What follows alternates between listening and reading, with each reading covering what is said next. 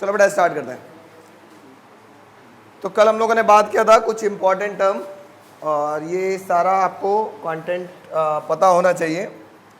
Magnetic induction, please बात नहीं तो ध्यान दीजिएगा। H is equal to B by mu, intensity of magnetization M is equal to B M by mu naught, intensity of magnetizing field H is equal to B naught upon mu naught. सब क्या था, सब हमने कल detail में explain किया था। इसके बाद हमने बात किया था magnetic permeability mu is equal to B by H, relative permeability था mu R equal to B by B not या म्यू अपॉन में म्यू नॉट। इसके बाद हमने बात किया था चाई, बात क्या होगा मैग्नेटिक ससेप्टिबिलिटी चाई एम इज इक्वल टू था एम बाई एच, इनके बीच में एक रिलेशन निकाला था। ठीक है, चलिए आज हम लोग बात करते हैं क्यूरी लॉ, या सबसे पहले बात करते हैं क्यूरी टेम्परेचर। क्यूरी टेम्परेचर और क्यूरी पॉइंट, क्यूरी टेम्परेचर या क्यूरी पॉइंट, फटाफट लिखिएगा।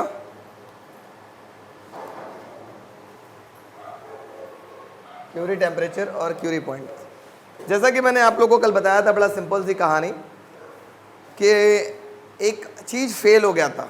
अर्थ का पहला थ्योरी था, क्या याद है आपको? याद है अर्थ की पहली थ्योरी क्या थी? अर्थ मैग्नेटिज्म की, कि अर्थ का जो कोर है वो किसका बना हुआ है?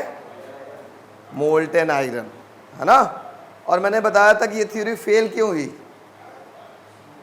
फेल इस वजह से हुई कि कुछ मटेरियल्स होते हैं, कुछ मैग्नेटिक मटेरियल्स होते हैं जिनको हम एक सर्टेन टेम्परेचर देते जाएं, उस टेम्परेचर के बाद वो अपनी मैग्नेटिक प्रॉपर्टी क्या करता है? लूज करना स्टार्ट कर देता है, या उसकी मैग्नेटिक प्रॉपर्टी में चेंजेस आना स्टार्ट हो जाता है ना। तो उस टेम्परेचर, जिस टेम्परेचर के बाद वो अपनी प्रॉपर्टीज के अंदर, मैग्नेटिक प्रॉपर्टी के अंदर चेंजेस ला रहा है, उस टेम्परेचर को हम क्या बोलते हैं? क्यूरी टेम्परेचर या क्यूरी पॉइंट बोलते हैं। क्या बोलते हैं? क्यूरी टेम्परेचर या क्यूरी पॉइंट। ठीक है, जैसा कि मैंने आपको बताया था, आप मैग्नेट लो, लोहे पे चिपका दो तो चिपक जाएगा, लेकिन जैसे जैसे उस मैग्नेट को हम हीट करना स्टार्ट करेंगे तो एक पर्टिकुलर टेम्परेचर के बाद वो डीमैग्नेटाइज हो जाएगा, अपनी मैग्नेटिक प्रॉपर्टी क्या करेगा? चेंज कर लेगा, खो देगा। तो उस टेम्परेचर, जिस टेम्परेचर के बाद वो अपनी मैग्नेटिक प्रॉपर्टी को खो दे रहा है, उस टेम्परेचर को हम क्या बोलते हैं? क्यूरी टेम्परेचर या क्यूरी पॉइंट बोलते हैं। ठीक है, लिखिए फटाफट हेडिंग, क्यूरी पॉइंट और क्यूरी टेम्परेचर। क्यूरी पॉइंट और Curie temperature, it is a point, sorry, it is a temperature, not point, it is a temperature at which, it is a temperature at which the certain magnetic materials,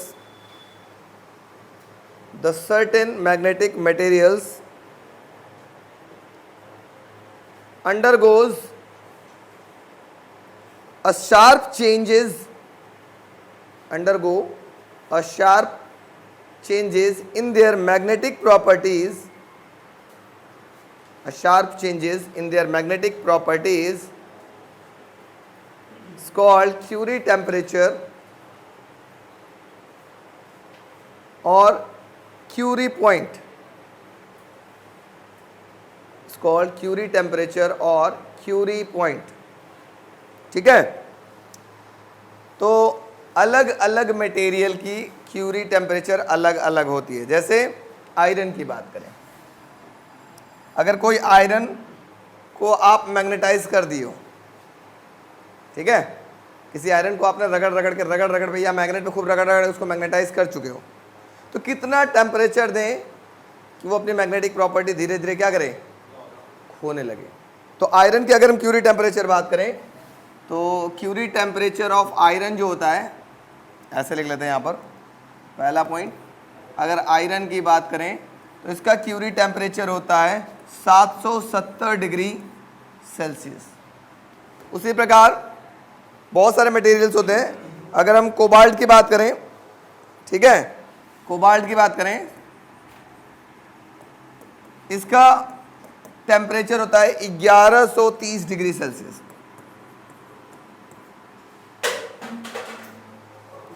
तुम लोग छूने लायक नहीं हो, तुम लोग मराओगे भी। अगर निकल की बात करें निकल की क्यूरी टेम्परेचर बात करें, ये होता है लगभग आपके पास 354 डिग्री सेल्सियस।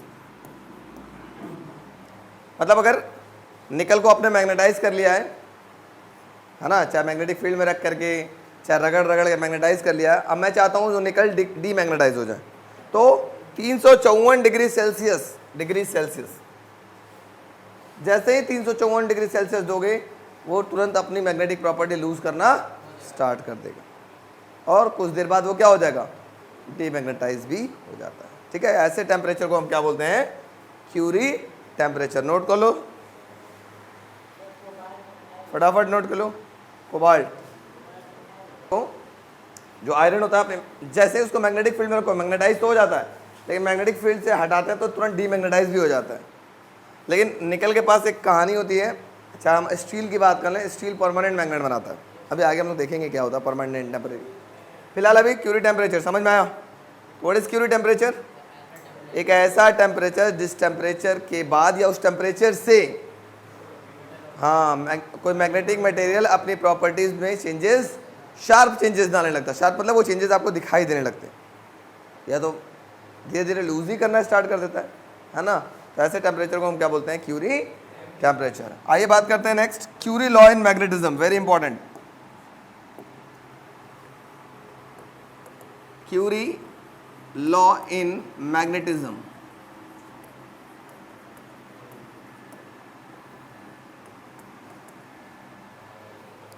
ठीक है, क्यूरी लॉ इन मैग्नेटिज्म ये बोलता है कि जो मैग्नेटिक इंटेंसिटी ऑफ मैग्नेटाइजेशन था, वो दो फैक्टर्स पे डिपेंड करते हैं। पहला मैग्नेटिक इंडक्शन एंड दूसरा इनवर्सली प्रोपोर्शनल टू टेम्परेचर। ये magnetization is inversely proportional to temperature. अब ध्यान समझना, मतलब सपोज करो ये कोई मैग्नेटिक मटेरियल है और यहाँ मैग्नेटिक फील्ड देते जाएं, तो ये मैग्नेटाइज होगा कि नहीं? आसानी से होगा। इसका मतलब जितनी ज़्यादा मैग्नेटिक फील्ड होगी उतना आसानी से वो क्या होगा, मैग्नेटाइज होगा सब्सटेंस। दूसरा क्या था, अगर हम टेम्परेचर बढ़ाते चले जाएं, इसका टेम्परेचर बढ़ाते चले जाएं, तो ये मैग्नेटाइज होगा कि डीमैग्नेटाइज होना स्टार्ट करेगा, कम होना वगैरह। तो जैसे ही आप टेम्परेचर बढ़ाते चले जाओगे तो ये क्या होना स्टार्ट हो जाएगा, डीमैग्नेटाइज होते चला जाएगा, है ना। तो अभी स्टेटमेंट लिखवाएंगे, घबराएंगे मत। According to Curie law, intensity of magnetization depends on the two factors. पहला, intensity of magnetization is directly proportional to magnetic induction, and second word, intensity of magnetization is inversely proportional to temperature. ठीक है, अब अगर इन दोनों equation को combine करें, combining equation 1 and 2, we get, इन दोनों इक्वेशन को जब हम कंबाइन करेंगे तो क्या मिलेगा, m is directly proportional to b/t मिलेगा। Yes no? अब जल्दी से बताओ बच्चों, यहां से देखो, यहां से b is equal to mu H होगा, तो क्या आप यहां से ऐसे लिख सकते हो, b is directly proportional to h? Yes no? तो मैं यहां पर b is directly proportional to h, इस b की जगह क्या लिख सकता हूं, h लिख सकता हूं, h/t ऐसा भी लिख सकता हूं। यस या नो? Very good. अब थोड़ा समझने का प्रयास करना, मैं क्या करता हूं, इस h को इसके नीचे भेज देता हूं, भेज सकता हूं, तो क्या मिलेगा, m/h 1/t। और फिर कल मैंने बताया था m/h क्या था, देखो चाई, m/h क्या था, चाई, मैग्नेटिक ससेप्टिबिलिटी। ठीक है, इसका मतलब इसकी जगह चाई 1/m/h की जगह लिख सकते हैं। ये हो गया चाई m is inversely proportional to temperature. मतलब अगर आप टेम्परेचर बढ़ाते हो तो ये आसानी से मैग्नेटाइज नहीं होगा। चाई तो यही तो बताता था, चाई क्या था कल, magnetic susceptibility, how easily a substance is magnetize, कितने आसानी से ये मैग्नेटाइज होता है, यही तो चाई होता था। तो अगर आप टेम्परेचर बढ़ाओगे तो चाई आसानी से मैग्नेटाइज, मतलब किसी भी सब्सटेंस को आसानी से मैग्नेटाइज नहीं कर सकते। अगर टेम्परेचर कम करेंगे तब ये मैग्नेटाइज होना स्टार्ट कर देगा। ठीक है, तो लिख लो फटाफट, Curie law in magnetism according to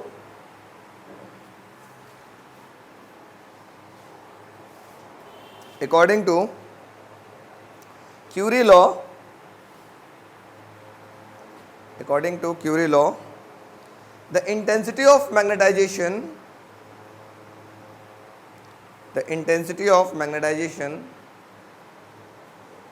of magnetic material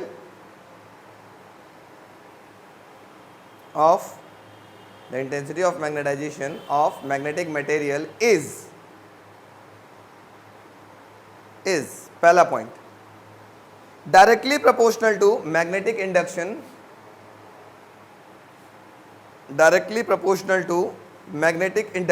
bracket में capital B. Second point, inversely proportional to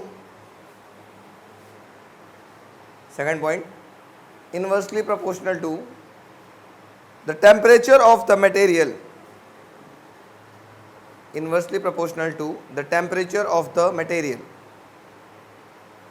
ठीक है. इसके बाद ये पूरा का पूरा नोट कर लीजिए फटाफट. Directly proportional to magnetic induction था पहला वाला. अब हम लोग बात करेंगे मैग्नेटिक मटेरियल्स के बारे में. उनकी कुछ प्रॉपर्टीज हैं, हमको पढ़ना है और जिंदगी भर के लिए याद रखना है. ठीक है. कन्फर्म, मैं बोर्ड में आपको गारंटी दे रहा हूं, 100% की गारंटी दे रहा हूं कि ये क्वेश्चन आएगा जो आज पढ़ाने जा रहा हूं. 100% आएगा. 1% भी इसमें मैं कम नहीं कहूंगा. अब सोचो, इतना बड़ा गारंटी दे रहा हूं, इसका मतलब कुछ तो है कारण. तो भाई साहब, आप लोग इस पर थोड़ा ध्यान देंगे और समझने का प्रयास करेंगे. ठीक है. सबसे पहले हम बात करते हैं कुछ मैग्नेटिक मटेरियल्स के बारे में पढ़ने. सबसे पहले डायामैग्नेटिक सब्सटेंस. इधर हम बात करेंगे पैरामैग्नेटिक सब्सटेंस और इधर हम बात करेंगे फेरोमैग्नेटिक सब्सटेंस. ठीक है. डाया, पैरा, फेरो, मैग्नेटिक सब्सटेंस. चलो समझने का प्रयास करते हैं. पहली प्रॉपर्टी, थोड़ा ध्यान देंगे, ज़्यादा ध्यान देने की ज़रूरत है नहीं है. ज़्यादा ध्यान नहीं देंगे तो काम गड़बड़ भी हो जाएगा. समझ रहे भाई साहब? कह रहे हम ज़्यादा ध्यान नहीं देंगे. ये ऐसे तो लड़के पड़े हुए हैं सब. अरे देखो, बात कम करो.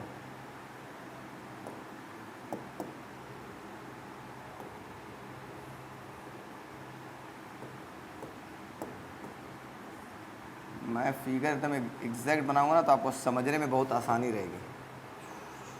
अब मैं क्या करता हूँ, इसको करता हूँ कॉपी यहाँ पर, इसको करता हूँ कॉपी यहाँ पर.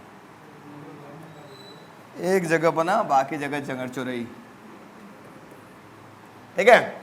पहली प्रॉपर्टी, सपोज करो बेटा हमारे पास ये एक डायामैग्नेटिक सब्सटेंस है. ठीक है. डाया का कलर कर लेते हैं येलो, ऑरेंज. ठीक है. ये डायामैग्नेटिक सब्सटेंस है. अगर ये बेटा क्या है, आपके पास एक मैग्नेट है, इसका ये नॉर्थ है और ये साउथ. ये नॉर्थ, ये साउथ, ये नॉर्थ, ये साउथ, नॉर्थ साउथ नॉर्थ.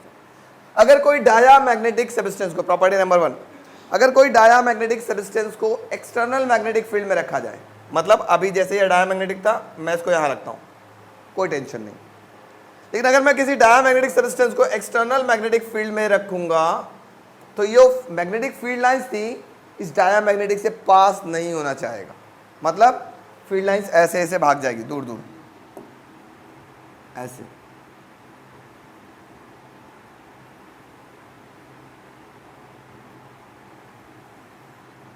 ऐसे फील्ड लाइंस क्या होगी, भाग जाएगी, इससे पास होना नहीं चाहिए. तो प्रॉपर्टी नंबर 1 क्या हुआ, when diamagnetic substance is placed in external magnetic field, the field lines get repelled. so repel होकर के भाग रही है, उससे अंदर जाना नहीं चाह रही है ना. लेकिन अगर मैं एक फेरोमैग्नेटिक सब्सटेंस इस पैरा मैग्नेटिक सब्सटेंस, इसका मैं कलर चेंज करके लाल तो नहीं ले सकता, हरा ले लेते हैं, ठीक है। एक para magnetic substance external magnetic field में रखते हैं तो क्या होगा, जो मैग्नेटिक फील्ड लाइंस हैं वो, जो मैग्नेटिक फील्ड लाइंस हैं वो क्या होगा, इससे कुछ मैग्नेटिक फील्ड लाइंस इससे पास होना चाहेगा, मतलब कुछ इस प्रकार से, ऐसे भाई साहब,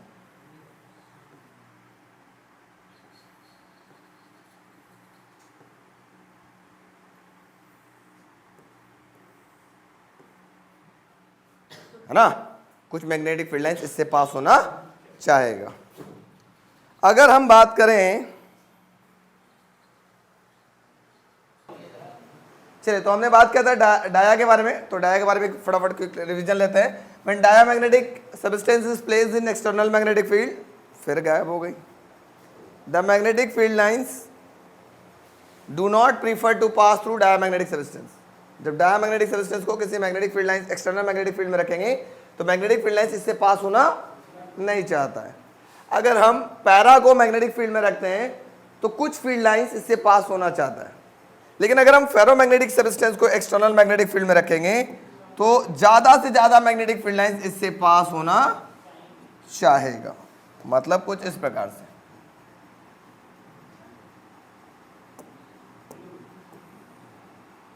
लो, अगर हमने क्या रखा, फेरोमैग्नेटिक सब्सटेंस रखा एक्सटर्नल मैग्नेटिक फील्ड लाइंस, मतलब एक्सटर्नल इलेक्ट्रिक फील्ड में, तो ज्यादा से ज्यादा फील्ड लाइंस इससे क्या करेगी, पास होगी, मतलब almost all the field lines try to pass through the ferromagnetic substance. देखो अब ये बताओ, मोटी मोटा दिमाग में ये सोचो कि ज्यादा से ज्यादा फील्ड लाइंस किससे पास कर रही है, फेरो से, तो जिससे ज्यादा मैग्नेटिक फील्ड लाइंस होगी वो क्या होगा, ज्यादा मैग्नेटाइज होगा। इसका मतलब सबसे स्ट्रॉन्ग मैग्नेट कौन होगा, फेरो, उससे कमजोर थोड़ा, और सबसे कमजोर, समझ में आ गया, मतलब सबसे स्ट्रॉन्ग मैग्नेट कौन बनाएगा, फेरो, उससे कमजोर पैरा, उससे कमजोर, समझ में आ गया। प्रॉपर्टी नंबर 2 चलता है।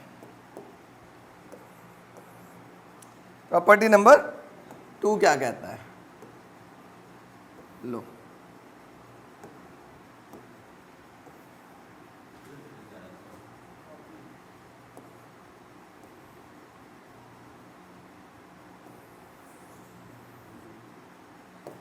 प्रॉपर्टी नंबर 2 के लिए मैं फिगर बना लेता हूँ, सबका इकट्ठा, काम रहेगा आसान, ठीक है। प्रॉपर्टी नंबर 2, ये हो गया मेरा north south north south north south, ठीक है। अब अगर एक, ये मान लो दीवार है या कुछ ऊपर चीज हैंग करने के लिए, ठीक है। अब इसमें हम क्या करते हैं, अगर डाया मैग्नेटिक सब्सटेंस को रखते हैं, ठीक है, डाया मैग्नेटिक सब्सटेंस को यहां पे हैंग करते हैं, ऐसे लटकाते हैं, तो जानते हो कैसे आएगा। मान लो अगर मैंने ये इधर नॉर्थ है इधर साउथ है और ये हमारे पास एक डाया मैग्नेटिक सब्सटेंस है, सपोज करो ये ऐसे, ये ऐसे, ठीक। तो जैसे ही इसको लटकाओगे ऊपर से तो ये डाया मैग्नेटिक सब्सटेंस ऐसे हो जाएगा, धीरे धीरे धीरे होते होते एकदम ऐसे हो जाएगा। मतलब अगर मैग्नेटिक फील्ड लाइंस ऐसे पास करिए तो इसके नॉर्मली अलाइन कर जाएगा, जो लॉन्गर पोर्शन होगा मैग्नेटिक फील्ड के कैसे हो जाएगा, परपेंडिकुलर हो जाएगा, मतलब कुछ इस प्रकार से हो जाएगा। आफ्टर सम टाइम जो डाया मैग्नेटिक सब्सटेंस है वो कहाँ गया भाई साहब, डाया मैग्नेटिक सब्सटेंस है वो कुछ इस प्रकार से हैंग हो जाएगा, ऐसे, ठीक है। मैग्नेटिक फील्ड लाइंस आपके पास ऐसे जा रही थी, फील्ड लाइंस इससे पास नहीं होगी, ये आपने क्रॉस कर दिया, इसका मतलब ये मत सोचिए फील्ड लाइंस पास करे, फील्ड लाइंस इससे पास नहीं होगी। मतलब अगर इसको एक्सटर्नल इलेक्ट्रिक फील्ड में रखा गया तो diamagnetic substance slowly align themselves perpendicular to the direction of magnetic field lines. Magnetic field lines के परपेंडिकुलर, धीरे धीरे ऐसे, ये रहेगा ना ऐसे, ये ऐसे था, धीरे धीरे धीरे धीरे धीरे धीरे धीरे धीरे धीरे ऐसे अलाइन कर जाएगा, जिधर मैग्नेटिक फील्ड है उसके परपेंडिकुलर अलाइन कर जाएगा, ठीक है। अगर हम यही काम फेरो के साथ पैरा के साथ करें तो क्या होगा देखते हैं। ये आपके पास है एक पैरामैग्नेटिक सब्सटेंस को हम लोग ऐसे रखते हैं, सपोज करो इधर नॉर्थ साउथ है, मतलब नॉर्थ इधर साउथ, मैग्नेटिक फील्ड लाइंस ऐसे जा रही है, और अगर हम एक पैरामैग्नेटिक सब्सटेंस को ऐसे रखते हैं, लटका देते हैं ऐसे, तो वो कैसे होगा जानते हो? वो ऐसे हो जाएगा, धीरे धीरे धीरे धीरे धीरे धीरे बड़ा वाला पोर्शन जिस डायरेक्शन में मैग्नेटिक फील्ड है उसी डायरेक्शन में बड़ा वाला पोर्शन अलाइन कर जाएगा। मतलब कुछ इस प्रकार से, ये मैग्नेटिक फील्ड लाइन है आपके पास। जैसे ही आप इसके अंदर क्या रखेंगे, कौन सा पैरा रखेंगे, तो ये पैरा भाई साहब कैसे हो जाएंगे, ये पैरा कैसे हो जाएंगे? मान लो आपने पैरा को ऐसे रखा था, लेट अस सपोज दैट, ऐसे मान लो आपने ऐसे रखा था, है ना, तो जैसे मैग्नेटिक फील्ड में रखोगे तो ये भाई साहब धीरे धीरे धीरे धीरे धीरे धीरे ऐसे ऐसे घूमेगा, ऐसे ऐसे घूमेगा घूमेगा, और कैसे हो जाएगा? एकदम सीधा हो जाएगा। जिस डायरेक्शन में मैग्नेटिक फील्ड है उसी डायरेक्शन में अपने आप को क्या करेगा? अलाइन कर लेगा ऐसे। बात समझ में आ रही कि नहीं आ रही? इसको मैंने कैसे रखा था इनिशियली, इसको मैंने ऐसे रखा था, तो कुछ देर बाद ये क्या होगा, धीरे धीरे धीरे धीरे घूमते घूमते घूमते घूमते घूमते घूमते घूमते घूमते ऐसे हो गया था। बात समझ में आ रही क्या? Yes no? ये भी स्लोली, ये भी slowly slowly align perpendicular to the direction of magnetic field.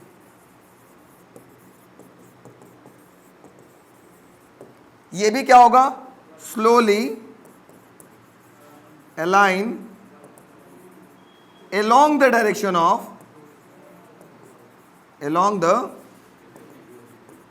of magnetic field। इसमें एक वर्ड का बहुत बड़ा रोल है, स्लोली अलाइन, स्लोली अलाइन, और ये किधर है? परपेंडिकुलर, और ये किधर है? along the। इस लाइन का बहुत इंपॉर्टेंट रोल है, ठीक है। अच्छा, अब हम चलते हैं फेरो की तरफ, बात करते हैं। तो फेरो में क्या होगा? मान लो ये आपके पास फेरोमैग्नेटिक सब्सटेंस है, ठीक है, भर लेते हैं इसमें। इसको हम पहले लटकाते हैं। कैसे मैंने लटकाया इसको? पकड़ लेते हैं इसको, हमने ऐसे लटकाया, समझ में आ रहा है? ऐसे हमने लटका दिया।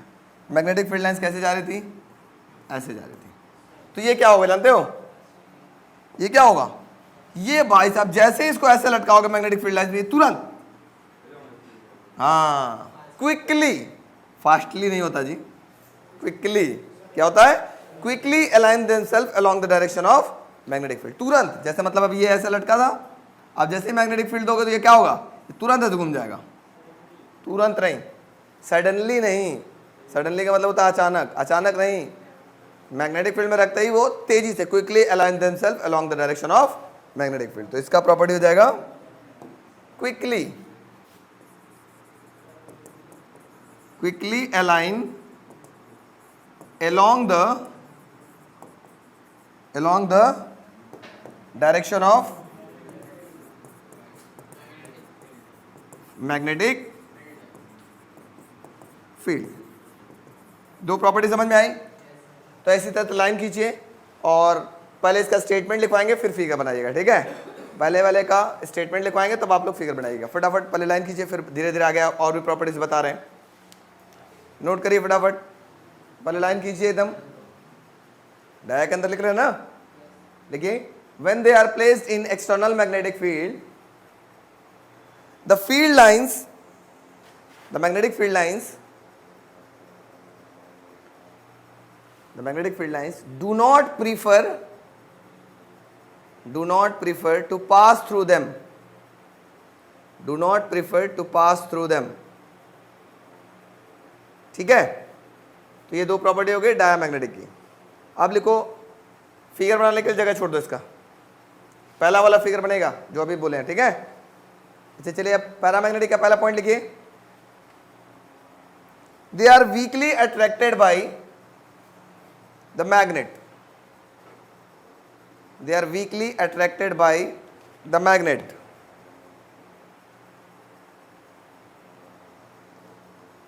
ठीक है, पहला पॉइंट था they are weakly attracted by the magnet, मतलब अगर कोई पैरा को मैग्नेटिक फील्ड में रखते थोड़ा बहुत अट्रैक्ट होगा। सेकंड पॉइंट लिखिए, when they are placed in external magnetic field, when they are placed in external magnetic field, most of the field lines prefer to pass through them,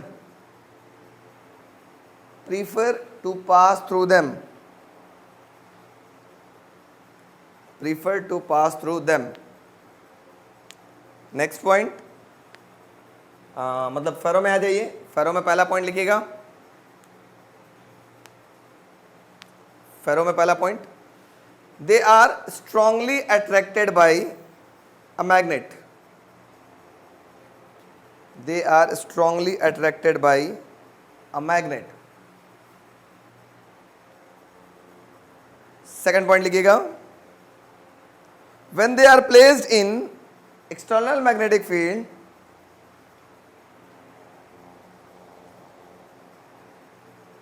when they are placed in external magnetic field,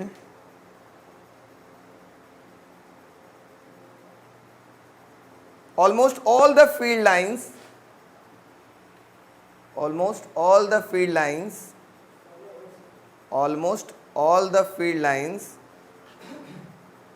prefer to pass through them,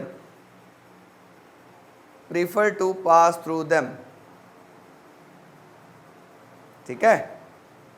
अच्छा, ये properties आपने second लिखा है, उसमें ये वाला figure बनाइएगा, property third लिख लीजिएगा, उसका स्टेटमेंट ये लिख करके ये फिगर बनाइएगा, प्रॉपर्टी थर्ड लिख करके ये इसका ये बनाइएगा, ठीक है। फटाफट बना दे चलिए, मतलब यहाँ पॉइंट नंबर 2 हम लिख रहे हैं, लेकिन ये आपका एक्चुअल प्रॉपर्टी क्या कहलाएगा, प्रॉपर्टी नंबर थर्ड कहलाएगा, ठीक है। फटाफट नोट करिए, फिगर सही बनाइएगा, एग्जाम में फिगर बहुत जरूरी है। तो हम लोग बात कर रहे हैं आज, अब हम लोग बात कर रहे हैं नेक्स्ट कहानी, और कल हमने बात किया था डायामैग्नेटिक, पैरामैग्नेटिक और फेरोमैग्नेटिक के बारे में थोड़ी थोड़ी बातें, इनको एक बार फिर से रिवाइज करते हुए आगे बढ़ते हैं। सबसे पहले अगर हम डाया की बात करें तो डाया में जो मैग्नेटिक फील्ड लाइंस है इससे पास होना नहीं चाहता है, मैग्नेटिक फील्ड लाइंस रिपल होता है, ठीक है, इससे रिपल होता है। पैरा में कुछ मैग्नेटिक फील्ड लाइंस इससे पास होती हैं और फेरो के अंदर ज़्यादा से ज़्यादा मैग्नेटिक फील्ड लाइंस इससे पास होती है। दूसरा हमने बताया था अगर हम डायामैग्नेटिक सब्सटेंस को मैग्नेटिक फील्ड में रखते हैं तो ये क्या करेगा, स्लोली अलाइन कर जाएगा perpendicular to the direction of magnetic field. अगर मैं पैरा को रखता हूँ तो ये स्लोली अलाइन कर जाएगा along the direction of magnetic field, धीरे धीरे धीरे धीरे मैग्नेटिक फील्ड के डायरेक्शन में अपने आप को ला देगा। और अगर हम फेरो की बात करें तो ये क्विकली अलाइन कर जाएगा along the direction of magnetic field. तो ये दो प्रॉपर्टी अभी हमने बात किया था। आगे चलते हैं हम लोग प्रॉपर्टी नंबर 3 की तरफ और समझने का प्रयास करिएगा इन प्रॉपर्टीज़ को भी। प्रॉपर्टी 3 क्या कह रहा है, डाया पैरा फेरो, इनके बीच का डिफरेंस बोर्ड एग्जाम में आता है और जैसा कि मैंने बताया कि बहुत बार पूछा जाता है, ठीक है, तो इसको ध्यान में आपको रखना है। चलिए, तो इधर मैं डाया की बात करूं, प्रॉपर्टी नंबर 3। अब मैं आपको बता दूं कि डाया मैग्नेटिक जो सब्सटेंस होता है वो क्या होता है, उसको मैग्नेटिक फील्ड में रखोगे तो आसानी से मैग्नेटाइज नहीं होता है। और जब आसानी से मैग्नेटाइज नहीं हो रहा है, अच्छा पहले एक और बात करते हैं, यहाँ से मैग्नेटाइज के बाद बात करते हैं। सबसे पहले हम बात कर रहे हैं कि जो फेरोमैग्नेटिक सब्सटेंस है, फेरोमैग्नेटिक सब्सटेंस है ये क्या करता है। फेरोमैग्नेटिक सब्सटेंस के अंदर ज़्यादा से ज़्यादा फील्ड लाइंस अगर पास करा तो ये एक स्ट्रॉन्ग मैग्नेट बनाएगा, ये थोड़ा वीक मैग्नेट बनाएगा, ये थोड़ा बहुत ज़्यादा वीक रहेगा ना।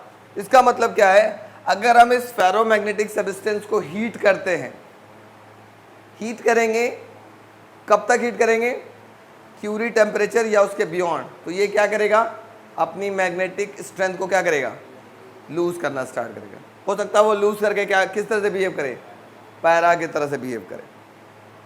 फिर अगर हम पैरा की बात करें, पैरा ये भी मैग्नेट है, ये भी कुछ कुछ मैग्नेटिक प्रॉपर्टी है, चिपक तो रहा है। इसको जब हम हीट करेंगे कितने टेम्परेचर पे, क्यूरी टेम्परेचर या उससे ज़्यादा, तो हम ये भी पाएंगे कि ये भी अपनी मैग्नेटिक प्रॉपर्टी क्या कर रहा है, लूज कर रहा है। और लगभग किस तरह से बिहेव करेगा, डाया मान लो, मतलब अपनी मैग्नेटिक प्रॉपर्टी लूज करेगा। इसका मतलब क्या ये क्यूरी लॉ ऑबे कर रहा था, yes sir.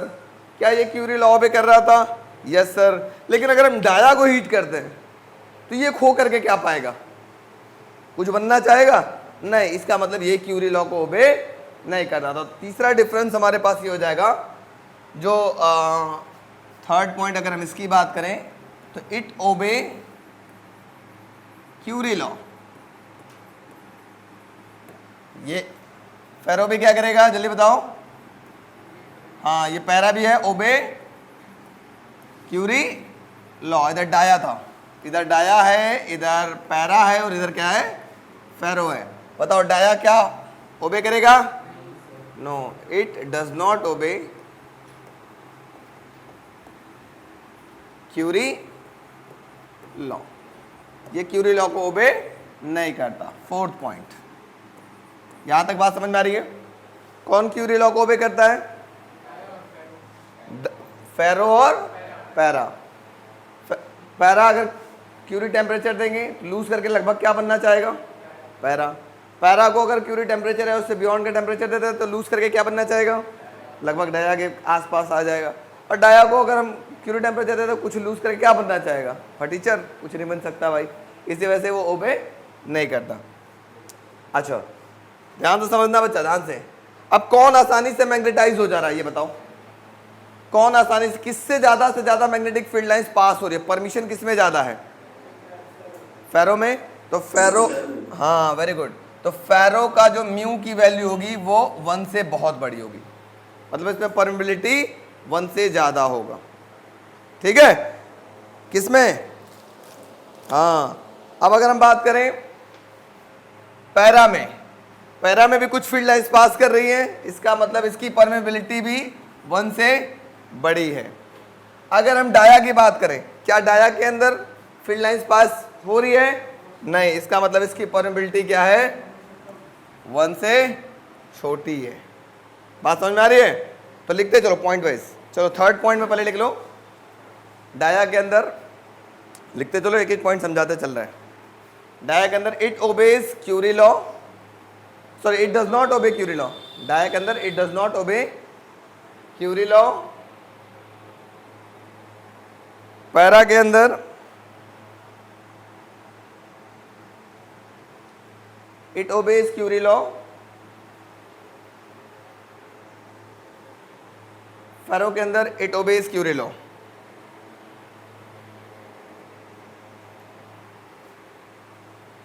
Fourth point, dia के अंदर मैग्नेटिक परमिएबिलिटी, म्यू को बोलते हैं ना, म्यू को क्या बोलते हैं, मैग्नेटिक परमिएबिलिटी। लिख दीजिएगा, magnetic permeability is less than 1।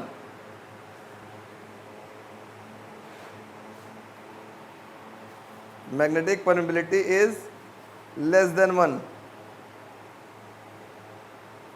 Para के अंदर लिख लीजिएगा, दैट इज, अच्छा डाया के अंदर ऐसे लिख लेना, magnetic permeability less than 1, that is mu is less than 1, इस तरीके से।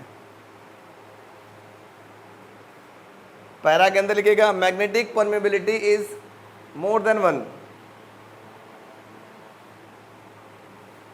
Magnetic permeability is more than 1, that is mu is greater than 1।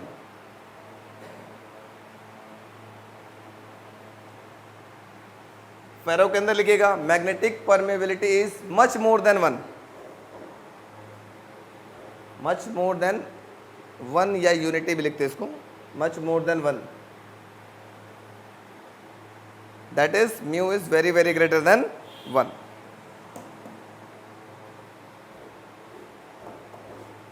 ठीक है। अच्छा, अब बात करते हैं मैग्नेटाइजेशन की बात करते हैं। फिफ्थ पॉइंट, फिफ्थ पॉइंट, जल्दी से बताओ, इनमें से कौन सा मटेरियल आसानी से मैग्नेटाइज हो रहा है, फेरो इसकी मैग्नेटाइजेशन कैसी होगी, 1 से बहुत बड़ी है ना, बहुत आसानी से मैग्नेटाइज हो रहा है ना, बहुत बड़ी।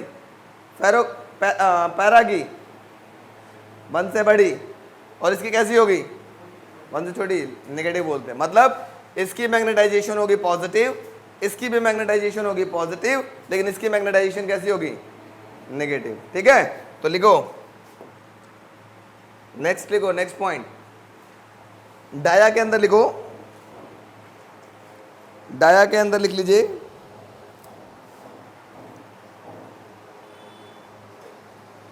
Magnetisation has small negative value, magnetization have small negative value, मतलब जो m की वैल्यू होगी वो स्मॉल नेगेटिव होगी डाया के अंदर। Magnetization have small negative value. Para के अंदर बताओ, magnetization have small positive value. Very good. Magnetization have small positive value.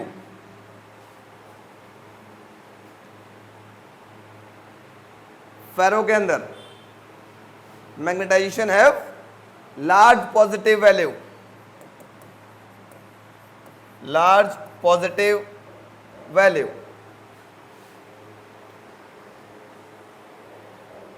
Magnetization have large positive value. ठीक है, अब समझो, देखते हैं कौन बच्चा समझ गया। अगली प्रॉपर्टी 6, जाइम इक्वल टू होता है बच्चों m/h। यहां पे भी होता है 6 पॉइंट, जाइम इज इक्वल टू होता है m/h, जिसको हम बोलते हैं मैग्नेटिक ससेप्टेबिलिटी। यहां पे भी क्या होगा, जाइम इक्वल टू होगा m/h।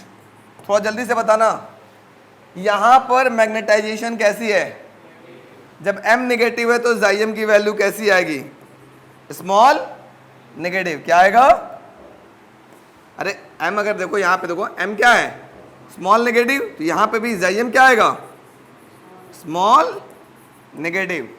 इस पे क्वेश्चन आता है एग्जाम में। यहां पर m कैसा है, स्मॉल पॉजिटिव, तो जाइम कैसी होगी, वेरी गुड, स्मॉल पॉजिटिव। यहां पर m कैसा है, लार्ज पॉजिटिव, तो जाइम मतलब मैग्नेटिक ससेप्टेबिलिटी क्या होगी, हाँ लार्ज पॉजिटिव। लिखो डाया के अंदर, डाया के अंदर susceptibility has susceptibility has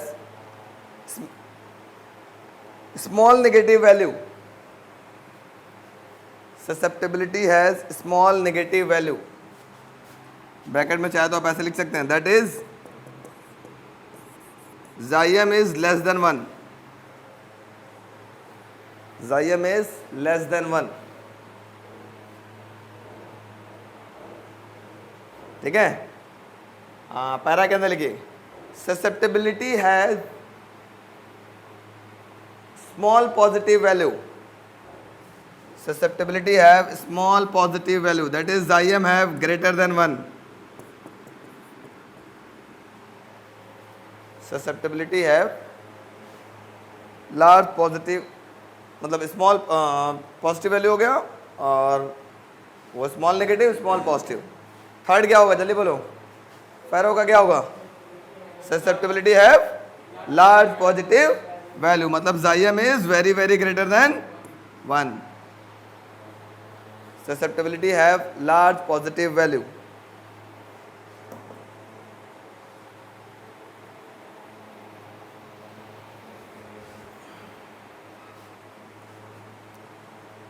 susceptibility have large positive value। हो गया सबका, बोलते रहिएगा बच्चों वीडियो वालों। एक बार क्विक रिवीजन करते हुए चलते हैं, सारा याद करते हुए चलते हैं। डाया से मैग्नेटिक फील्ड लाइंस रिपल करेगा, पैरा में कुछ फील्ड लाइंस पास करेगा, फेरो में ज़्यादा से ज़्यादा फील्ड लाइंस पास करेगा। अगर डाया को एक्सटर्नल मैग्नेटिक फील्ड में रखते हैं तो डाया मैग्नेटिक फील्ड के परपेंडिकुलर अलाइन कर जाएगा, लेकिन पैरा और फेरो ये स्लोली अलाइन कर जाएगा along the direction of magnetic field, और ये भी क्या करेगा, क्विकली अलाइन कर जाएगा along the direction of magnetic field.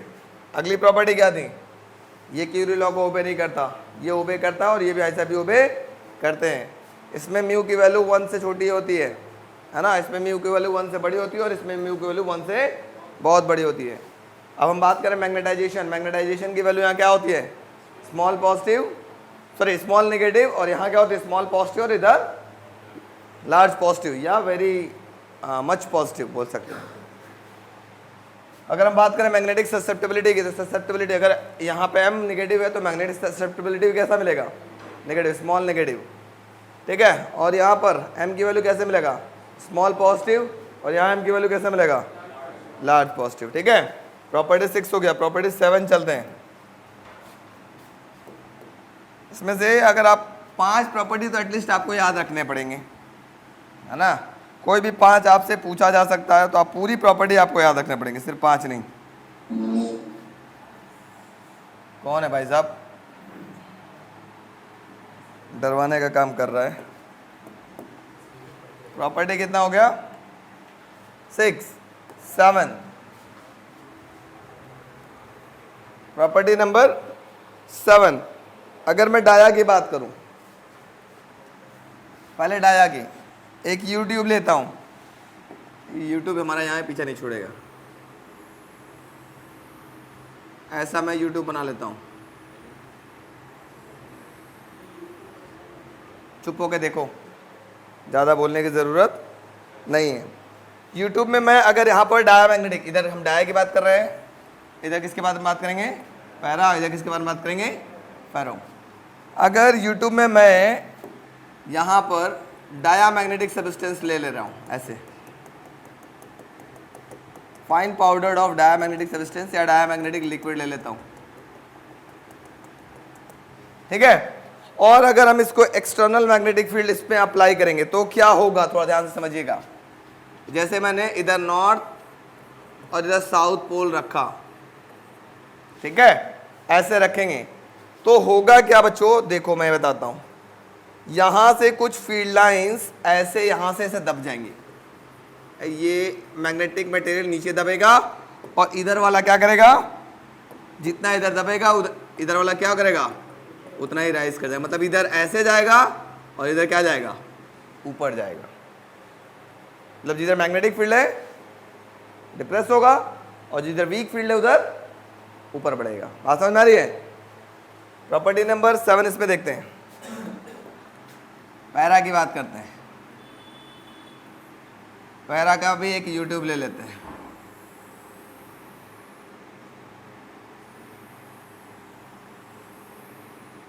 ठीक है।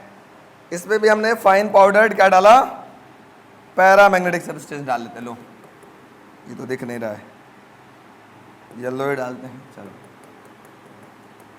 ये पैरा मैग्नेटिक सब्सटेंस है।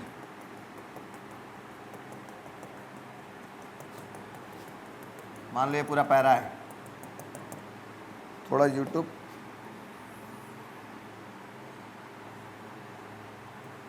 ठीक है। अब समझना, अब इसमें भी हम क्या करते हैं, एक एक्सटर्नल मैग्नेटिक फील्ड लगते हैं तो क्या होगा, मतलब इधर नॉर्थ और इधर साउथ रखते हैं, इधर नॉर्थ और इधर साउथ पोल लगते हैं तो क्या होगा। अब इधर वाला पोर्शन राइज करेगा और अपोजिट वाला पोर्शन क्या करेगा, इधर राइज करेगा और ये पोर्शन क्या करेगा, नीचे आ जाएगा ऐसे। मतलब कुछ इस प्रकार से होगा, एकदम उल्टा चलेगा, डाया का उल्टा। लेकिन ये कैसे चलेगा, थोड़ा slowly slowly slowly slowly slowly, जिधर मैग्नेटिक फील्ड स्ट्रांग होगी उधर ऐसे स्लोली स्लोली ऊपर राइज करेगा, और जिधर वीक है उधर नीचे नीचे नीचे नीचे चला जाएगा ऐसे। इधर वीक है तो नीचे जाता जा रहा है धीरे धीरे धीरे, और इधर क्या कर रहा है, राइज कर रहा है। कैसे, स्लोली, ठीक है। यहाँ पर भी कैसे चल रहा था, स्लोली, धीरे धीरे धीरे नीचे आ रहा था, धीरे धीरे, मतलब इधर स्ट्रांग फील्ड थी तो इधर स्लोली नीचे आ रहा था और इधर क्या होता, स्लोली ऊपर जा रहा था। फेरो में क्या होगा बता सकते हो तुम लोग, यही काम होगा लेकिन क्या होगा, यही काम होगा लेकिन क्या होगा, जल्दी बताओ, काम यही होगा। आ गया भाई साहब, आ जाओ। लेकिन कैसे जाएगा, क्विकली।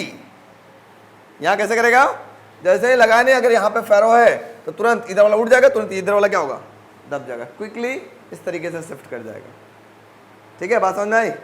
तो प्रॉपर्टी नंबर 7 लिखिए फटाफट। आओ बच्चों। हाँ, अरे डायग्राम नहीं बनाओ तो जिंदगी बन जाएगी, गड़बड़ा जाएगा। पहले डायग्राम ही बना लो, उसके बाद बताते हैं। डायग्राम बना लो 7th का, प्रॉपर्टी नंबर 7।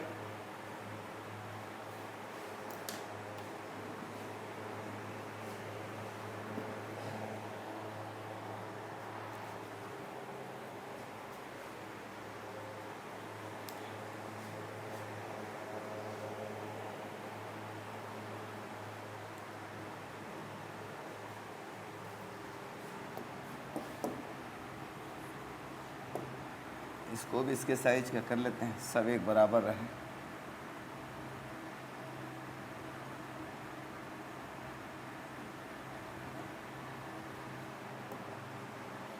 ठीक है,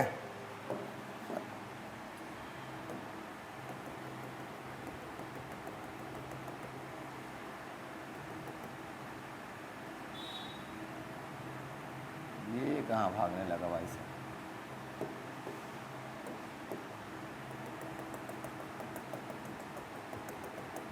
बना लो, सही से बना लेना लोग, दिखाई देना चाहिए।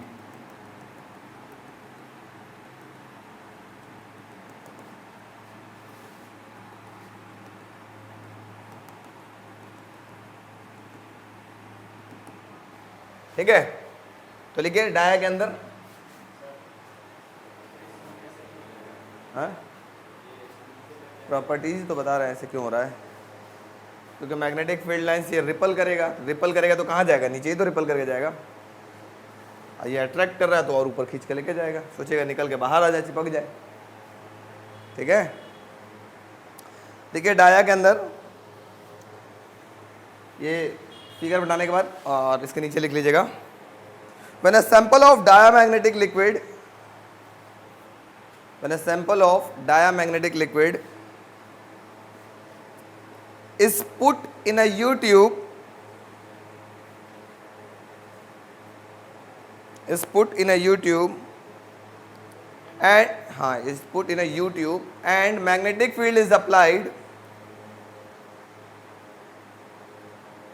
and magnetic field is applied across one limb, I don't know, across one limb, LIMB. The level falls as shown in figure. Across one limb, the level falls in that limb. The level falls in that limb. ठीक है, para के अंदर लिखो, para के अंदर when a sample of paramagnetic substance, when a sample of paramagnetic substance is put in U-tube, is put in U-tube and magnetic field is applied, and magnetic field is applied across one limb, and magnetic field is applied across one limb, then the level rises in the limb slowly, then the level arises in that limb slowly.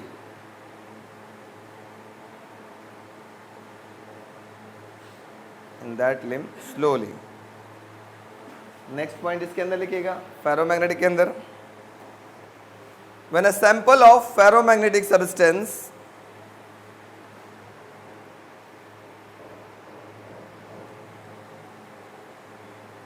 when a sample of ferromagnetic substance is placed in U-tube,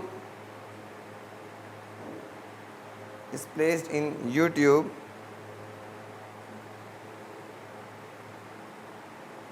and magnetic field is applied,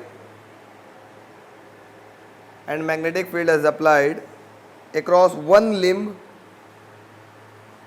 magnetic field is applied across one limb, then the level rises in that limb quickly. Then the level rises in that limb quickly.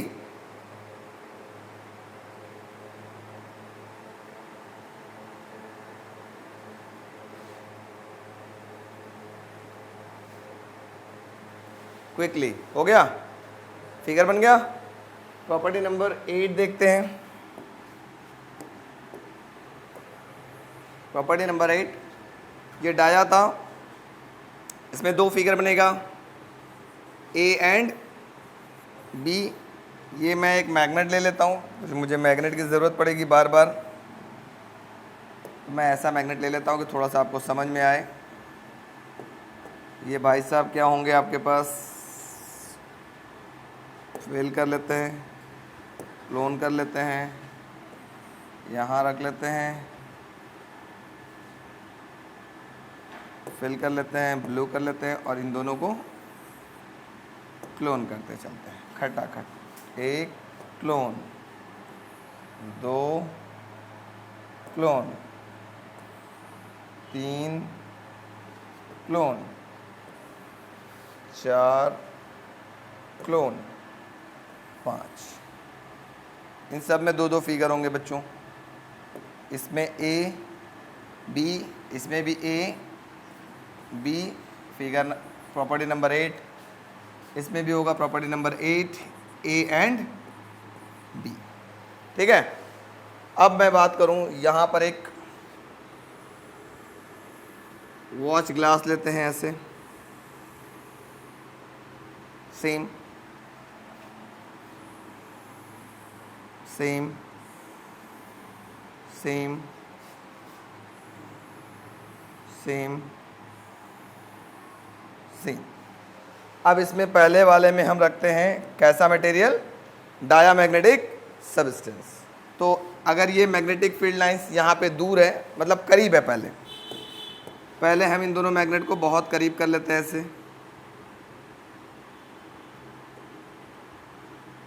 बहुत करीब।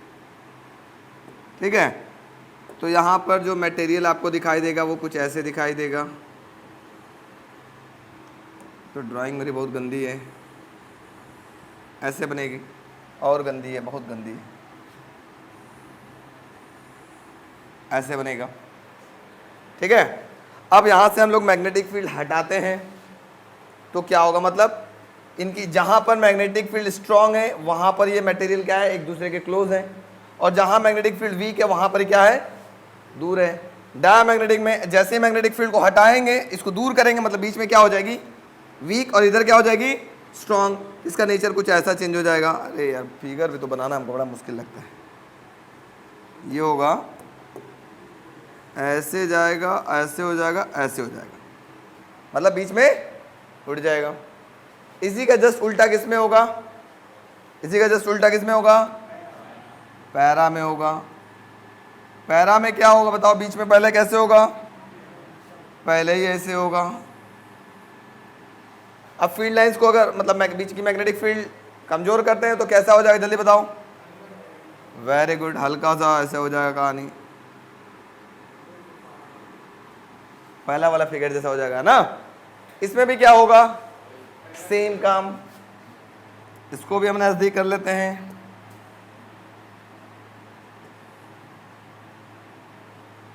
ये सब magnet रखा हुआ है जो हम ऊपर रखे हैं, तो ये कैसा होगा फिगर, इसका भी ऐसा।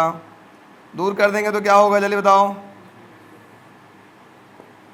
वेरी गुड, ये हो जाएगा ऐसे। बात समझ में आ गई। ये पूरा आपके पास मैग्नेटिक कौन सा मैग्नेटिक है, हाँ, पैरा मैग्नेटिक सब्सटेंस, इसके अंदर ये पूरा भरा हुआ है। ये पूरा आपके पास क्या है, पैरा मैग्नेटिक सब्सटेंस है। ये पूरा आपके पास क्या है, जल्दी बताओ, डायामैग्नेटिक सब्सटेंस है। ये क्या है आपके पास, डाया है, या ये क्या है, फेरो। इसको बड़ा कर लेंगे ना तो बहुत जल्दी जल्दी भराएगा। देखे कितना अच्छा लग रहा भरने में।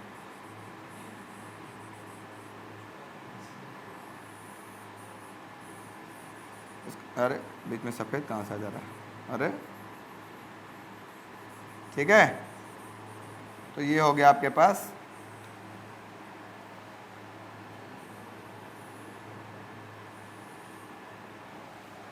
समझ में आ रहा है कि नहीं आ रहा है प्रॉपर्टी।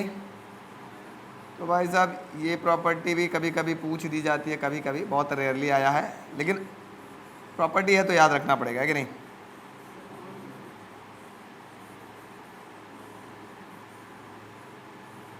तो पहले इसके बारे में लिखते हैं, उसके बाद फिगर बनाएंगे। लिखिए प्रॉपर्टी नंबर 8। मैं फिगर को थोड़ा कलर कर दूं कि थोड़ा सा जब ये ऑनलाइन जाए आप लोग को मिले तो लगे कि हाँ एक बेहतरीन सा फिगर हमने बनाया था, फिगर पे मैंने मेहनत किया था ज़िंदगी में पहली बार। अरे ठीक है जी, चलो लिखो डाया के अंदर लिखो सबसे पहला मतलब पॉइंट, इट शोज दैट, हाँ 8 वाले में, it shows that diamagnetic materials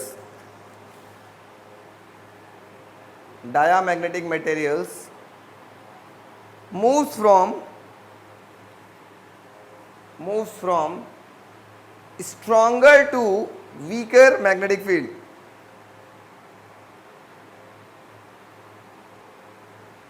Stronger to diamagnetic के बाद बोल दीजिए। diamagnetic material moves from stronger to weaker magnetic field. Stronger to weaker magnetic field। थोड़ा ध्यान देना प्रॉपर्टी क्या बोला है, फिर से सीन लिखते हैं क्या बोला है। ये डायामैग्नेटिक सब्सटेंस किधर से किधर मूव कर रहा है, स्ट्रॉन्ग से वीक की तरफ। स्ट्रॉन्ग किधर है, इधर था, इधर था, अब बीच में वीक कैसा, वीक हो गया ना। अब देखो स्ट्रॉन्ग से वीक की तरफ मूव कर गया, सारा का सारा मटेरियल मूव किया ना, तो ये मटेरियल इसको क्या बोलते हैं, डायामैग्नेटिक सब्सटेंस। पैरा में इसका उल्टा होगा, किधर से किधर मूव करेगा, वीक से स्ट्रॉन्ग की तरफ। तो लिखो पैरा के अंदर, इन सच मटेरियल, या सच मटेरियल ऐसे लिखो, such material moves from, such material moves from weaker to stronger magnetic field.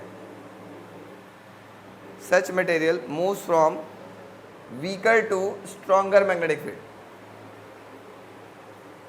Such material moves from weaker to stronger magnetic field. देखो इधर इधर वीक था, इधर ध्यान दो बच्चा, जैसे यहाँ पे वीक था, वीक से किधर शिफ्ट कर गया, स्ट्रॉन्ग की तरफ। बीच में मैग्नेटिक फील्ड कैसी हो गई, स्ट्रॉन्ग, उसकी तरफ शिफ्ट कर गया। इसमें भी वही लिख लो, in such material moves from, वही weaker to stronger magnetic field. और तीनों का फिगर बना लो फटाफट, ए बी करके दोनों फिगर बनाइएगा। जो प्रॉपर्टी याद रहे वो एग्जाम में आप लिख दीजिएगा आंख बंद करके। जब एग्जाम लूंगा तो इस टाइप का क्वेश्चन मैं देता भी हूँ, बोर्ड पूछता तो मैं क्यों नहीं पूछूंगा, मैं किस क्षेत्र को मूली हूँ, है कि नहीं। यहाँ क्या था, डाया पैरा फैरो। याद करो प्रॉपर्टी नंबर 9 बात करते हैं। जाइम इज इक्वल टू क्या था, m/h। ये कांस्टेंट होता है, इसका मतलब m is directly proportional to h हो सकता है कुछ कंडीशंस में, छोड़ो रहने दो, नहीं लिखते हैं। अब मैं आपको दिखाता हूँ, अगर हम डाया की बात करें, इसको m बोल लें, इसको h बोल लें, इसको m बोल लें, इसको h बोल लें। अब ये बताओ बेटा, चलो मैं फटाफट एक ग्राफ इसका 9th प्रॉपर्टी, ग्राफ, ये क्या है, m h